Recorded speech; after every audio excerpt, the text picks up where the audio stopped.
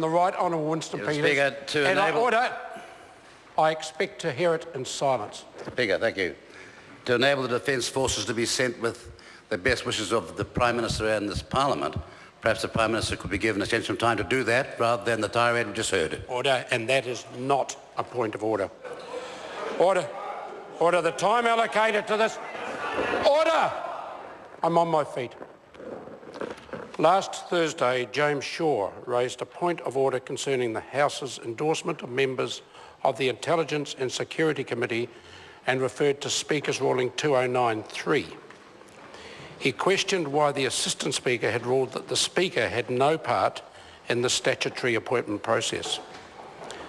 The committee is set up under the Intelligence and Security Committee Act of 1996. It is not a select committee appointed by the House.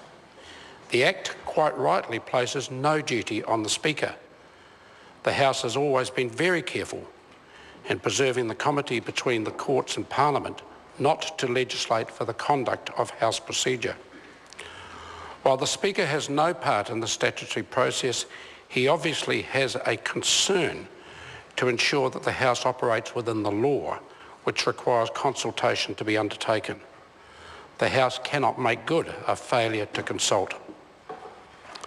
The Act places the responsibility to consult on the Prime Minister and the Leader of the Opposition.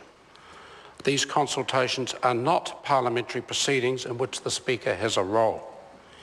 If members consider this unsatisfactory, there is a consequence of the creation of a statutory rather than a parliamentary committee and can be remedied only by changing the law.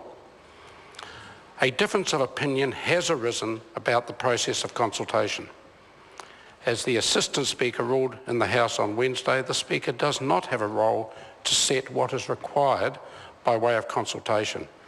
That is a matter for the law. The Speaker's only role is to determine whether the notice of motion seeking the House's endorsement is in order.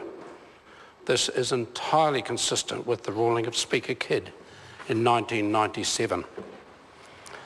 The House is not above the law.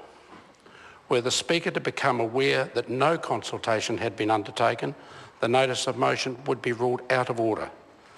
The House cannot by resolution write a failure to comply with the law. Concern about consultation was drawn to my attention on Tuesday.